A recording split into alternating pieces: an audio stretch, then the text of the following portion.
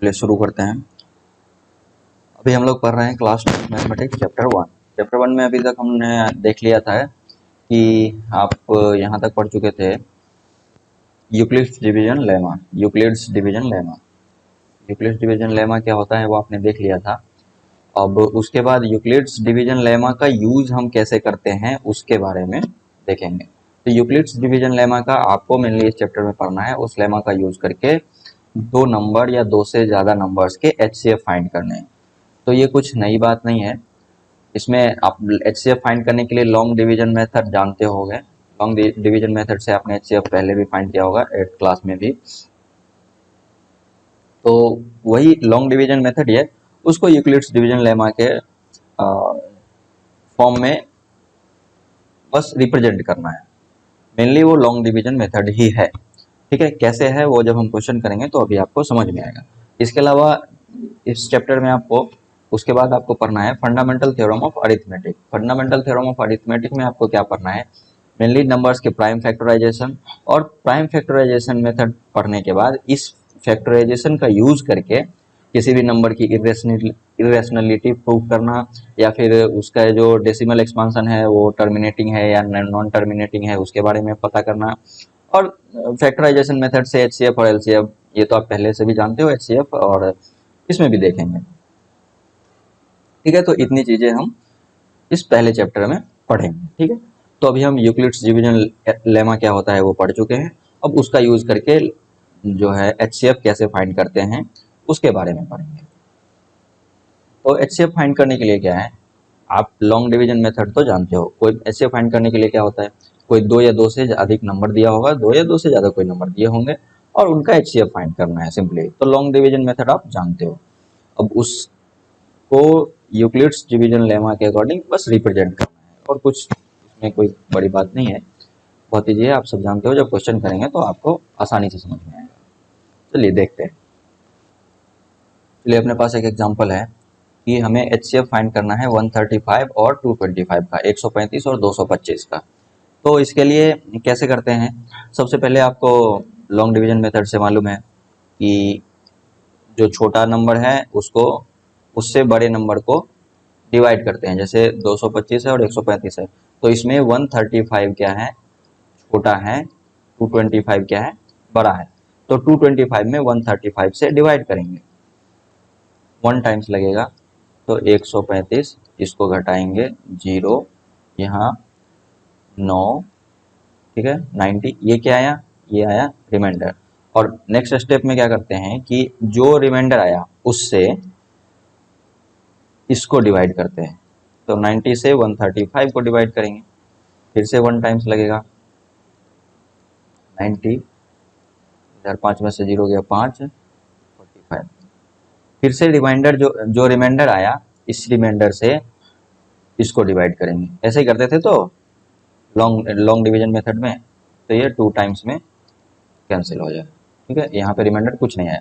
तो जो जब रिमाइंडर कुछ नहीं आया उससे जस्ट पहले जो नंबर आया था रिमाइंडर में वो क्या हो गया, यही हो जाता है आपका एचसीएफ। ये आप जानते हो।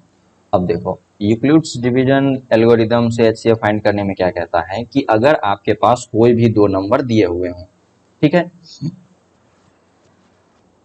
तो उसमें यहाँ पे कैसे था 135 और 225 दो नंबर थे आपके पास। इसमें फर्स्ट स्टेप में हमने क्या किया था, फर्स्ट स्टेप में जो डिवाइड किया वो कौन सा था, ये वाला पार्ट था आपका फर्स्ट स्टेप में, ये वाला।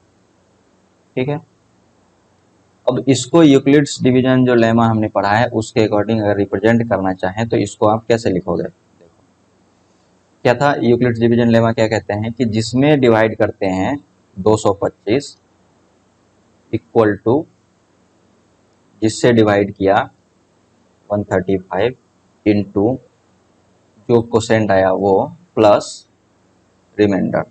यही तो लिखते हैं, यही है ना यूक्लिड्स डिवीजन एल्गोरिदम। इसमें क्या कहता है कि दो पॉजिटिव नंबर्स हैं, मान लो दो पॉजिटिव इंटीजर्स हैं ए और बी, ठीक, ए और बी, तो there exist unique integers q and r satisfying a is equal to b into q plus r where r जो है वो 0 या 0 से बड़ा होगा और बी से छोटा होगा, जिससे डिवाइड करते हैं उससे। जैसे आप ये एग्जांपल देख लो, एक बार थोड़ा सा रिवाइज कर लेते हैं। जैसे मान लो कि 24 में अगर आप 7 से डिवाइड करते हो, आपके पास दो नंबर है 24 और 7, ठीक है। तो इसमें अगर डिवाइड करते हो तो तीन टाइम्स लगेगा और रिमाइंडर आएगा 3, ठीक। तो इसको आप मान लो जो ये है, ये क्या है, 24 क्या है, डिविडेंड, और ये है आपका डिवाइजर, और ये है कोसेंट, और ये क्या है, रिमाइंडर। तो dividend is equal to divisor into quotient plus remainder, यही होता है ना। अब इसी को डिविडेंड को यहाँ पे बोलते हैं ए इज इक्वल टू डिविडेंड को बी, कोसेंट को क्यू प्लस रिमाइंडर आर। तो इसको हमने ऐसा लिखा, ये हो गया यूक्लिड्स डिवीजन लेमा के फॉर्म में एल्गोरिथम, ठीक है। तो उसमें जो हम लोगों ने डिवाइड किया है ना, इस हर स्टेप को यूक्लिड्स डिवीजन लेमा के फॉर्म में लिखेंगे, और तब तक इस डिवीजन को कंटिन्यू रखेंगे जब तक कि रिमाइंडर 0 ना आ जाए, ठीक है। रिमाइंडर जहां पर 0 आ गया वहां पर हम रुक जाएंगे, और वहां पर जो बी होगा वो उन दोनों या जो भी नंबर दिए होंगे उसका HCF होगा, ठीक है। यहाँ पे ये ए है is equal to B into Q plus R. और ये डिवाइड करने का प्रोसेस तब तक कंटिन्यू रखते हैं जब तक कि रिमाइंडर 0 ना आ जाए। तो यहाँ पर देखो रिमाइंडर कितना आया, 90, 0 नहीं आया ना, नहीं। तो नेक्स्ट स्टेप में क्या करेंगे, इस रिमाइंडर से, ठीक है, रिमाइंडर से फिर से इस वाले नंबर को डिवाइड करेंगे, ठीक। नेक्स्ट स्टेप में वही क्या है, रिमाइंडर 90 से 135 को डिवाइड किया है, ठीक है। नेक्स्ट स्टेप में क्या हो जाता है, सपोज करो ये स्टेप 1 हो गया, अगले स्टेप में क्या होगा कि जो रिमाइंडर है वो हो जाएगा डिवाइजर, ठीक है, और जो डिवाइजर था वो हो जाएगा डिविडेंड, जो यहाँ पे आपने ये डिवाइड किया है इस वाले में, वही है और कुछ नहीं। ये देखो अगले स्टेप में क्या है, ये वाला पार्ट देखो, ये वाला पार्ट देखो इसमें। अब इसको लिखते हैं हम यूक्लिड्स डिवीजन लेमा के फॉर्म में। यहाँ पे क्या था, बी के जगह पे डिवाइजर क्या है 135 इज इक्वल टू डिविडेंड, यहाँ पे क्या हो गया, रिमाइंडर, जो आर था वो हो जाता है डिवाइजर इनटू 1। इस स्टेप में क्वेश्चन क्या था 1, और रिमाइंडर क्या आया था 45। क्या ये 45 जीरो है, जीरो के इक्वल है, नहीं। तो अगर ये जीरो नहीं आया तो फिर से नेक्स्ट स्टेप करेंगे, और नेक्स्ट स्टेप में फिर से इस 45 से क्या करेंगे, इस 45 से फिर से 90 को डिवाइड करेंगे। यहाँ पे क्या किया था 90 से 135 को डिवाइड, और ये जो हम लिख रहे हैं यही यूक्लिड्स डिवीजन लेमा के फॉर्म में लिख रहे हैं, ठीक है। यही है यूक्लिड्स डिवीजन एल्गोरिथम। बस सिंपल आप जो लॉन्ग डिवीजन मेथड है उससे डिवाइड कर लो, और हर स्टेप को यूक्लिड्स डिवीजन लेमा के जो फॉर्म है उसमें लिख दो, और लास्ट में जो आपका डिवाइजर आएगा वही आपका क्या हो जाएगा, HCF हो जाएगा। और लास्ट स्टेप कौन सा होगा, जिस स्टेप में रिमाइंडर 0 आ जाए। अब यहाँ पर देखो नेक्स्ट स्टेप में हमने क्या किया हुआ है, नेक्स्ट स्टेप में हमने क्या किया हुआ है, 45 से डिवाइड किया 90 को, देख लो 45 से 90 को डिवाइड किया, इस वाले को यहाँ पे लिखते हैं, ये मान लो थर्ड स्टेप है। तो यहाँ पर कैसे लिखेंगे, 90 is equal to 45 into 2 plus remainder कितना आया यहाँ पे 0। अब ये स्टेप हो गया आपका लास्ट स्टेप, जहाँ पे रिमाइंडर 0 आ गया, जहाँ पे रिमाइंडर 0 आ गया वो है आपका लास्ट स्टेप। और इस स्टेप में जो बी होगा, जो डिवाइजर होगा वही क्या होगा, HCF होगा, ठीक है। तो यही है यूक्लिड्स डिवीजन एल्गोरिथम के हेल्प से HCF फाइंड करना। बहुत ईजी है, आप लॉन्ग डिवीजन मेथड से फाइंड करो, और उसको इस फॉर्म में जब क्वेश्चन आप सॉल्व कर रहे हो, एग्जाम में सॉल्व कर रहे हो या जहां भी, तो यूक्लिड्स डिवीजन एल्गोरिथम कह रहा है तो इस फॉर्म में उसको रिप्रेजेंट कर दो, ठीक है। तो ये बहुत आसानी से निकल आएगा। तो उम्मीद करते हैं कि आपको ये समझ में आया होगा, और अगर कुछ कंफ्यूजन है तो हम अभी और भी क्वेश्चंस करेंगे, तो उसके बेस पे और एक्सरसाइज के भी सॉल्यूशन करेंगे, तो आपको बहुत अच्छे से क्लियर हो जाएगा, ठीक है। चलिए एक और क्वेश्चन देखते हैं। यहाँ पे आपको HCF फाइंड करना है, ठीक है। क्या फाइंड करना है, एचसीएफ फाइंड करना है 867 और 225 का, यूक्लिड्स डिवीजन एल्गोरिथम। तो इसमें सबसे पहला स्टेप क्या है, आप इन दोनों नंबर में देखो कि बड़ा कौन सा है और छोटा कौन सा है। तो इसमें आप आसानी से बता सकते हो 867 बड़ा है और 255 छोटा है। अब आप बताइए कि किससे किसमें डिवाइड करेंगे। ऑब्वियसली 867 में 255 से डिवाइड करेंगे। आप उसको यहाँ पर डिवाइड करके आप रफ में देख सकते हो लॉन्ग डिवीजन मेथड से, और उसको फिर से आप यहाँ पर यूक्लिड्स डिवीजन लेमा में आराम से लिख सकते हैं 255।